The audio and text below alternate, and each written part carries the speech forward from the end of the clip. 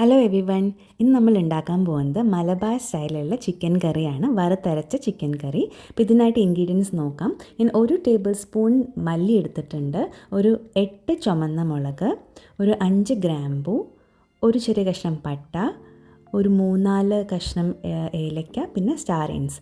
ഇതെല്ലാം നമുക്കൊന്ന് വറുത്ത് പൊടിച്ചെടുക്കണം. ഇത് ചിക്കൻ മാരിനേറ്റ് ചെയ്യാൻ വേണ്ടിയാണ് നമ്മൾ ഇത് റെഡിയാക്കുന്നത്.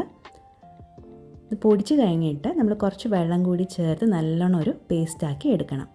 ഇനി ഇത് ചിക്കൻ മാരിനേറ്റ് ചെയ്യാൻ എടുക്കാം. ഒരു 1/2 കിലോ ചിക്കനാണ് ഞാൻ എടുത്തിട്ടുള്ളത്. മാരിനേറ്റ് ചെയ്ത് നമുക്കിത് അരമണിക്കൂർ മാറ്റി വയ്ക്കാം. ഈ സമയം നമുക്ക് ഒരു 2 ഉള്ളിയും 2 തക്കാളിയും ചെറുതായിട്ട് ഇതുമാതിരി അരിഞ്ഞ് വെക്കണം. പിന്നെ ഒരു 5-6 അല്ലി വെളുത്തുള്ളിയും ഒരു കഷ്ണം ഇഞ്ചിയും കൂടി ചതച്ച് വയ്ക്കാം. ഇനി നമുക്ക് തേങ്ങ വറുത്തെടുക്കണം. പിന്നെ ഒരു മുറി തേങ്ങയാണ് എടുത്തിട്ടുള്ളത്. തേങ്ങ നല്ലോണം മൂത്ത് വന്നിട്ടുണ്ട്. ഇനി ഇതിലേക്ക് കുറച്ച് മഞ്ഞൾപ്പൊടിയും ഒരു 2 ചെറിയ സ്പൂൺ ചുമന്ന മുളകും കൂടി ചേർത്ത് കൊടുക്കാം.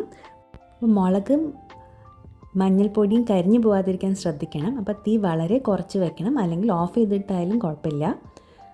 ഇതെല്ലാം ഒന്ന് മൂത്ത് കഴിഞ്ഞാൽ ഇത് നമുക്ക് നല്ലോണം ഒന്ന് വെള്ളം ചേർത്ത് അരച്ച് മാറ്റി വയ്ക്കാം. ഇനി നമുക്ക് കുക്കിംഗ് തുടങ്ങാം. അപ്പോൾ അതിനായിട്ട് ഒരു പാനിൽ എണ്ണ ചൂടാക്കി അതിലേക്ക് നേരത്തെ അരിഞ്ഞു വെച്ച് ഉള്ളി ചേർത്ത് കൊടുക്കാം. അത് നല്ലോണം ഒന്ന് വഴറ്റിയെടുക്കണം.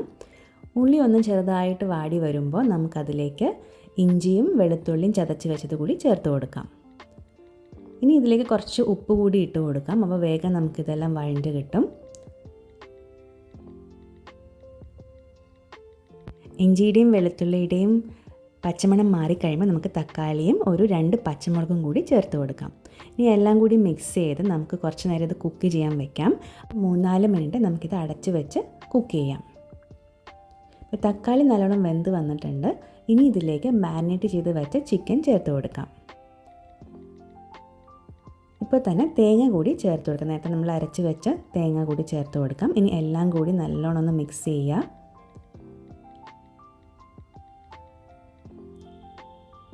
ആവശ്യത്തിന് ഉപ്പ് കൂടി ചേർത്ത് കൊടുക്കാം. പിന്നെ ഒരു 1/2 ലിറ്റർ വെള്ളം കൂടി ചേർത്ത് നമുക്ക് നല്ലോണം ഇത് കുക്ക് ചെയ്യണം. ഇനി ഇതിലേക്ക് കുറച്ച് കറിവേപ്പിലയും ഒരു 1/2 സ്പൂൺ കുരുമുളക് പൊടിയും ഒരു സ്പൂൺ പെരുംജീരകം പൊടിച്ചതും കൂടി ചേർത്ത് കൊടുക്കാം.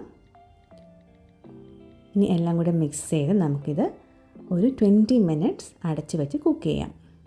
അപ്പോൾ നല്ലോണം തിളച്ച് എണ്ണയൊക്കെ മേലെ തെളിഞ്ഞ് വരുമ്പോൾ നമുക്ക് തീ ഓഫ് ചെയ്യാം.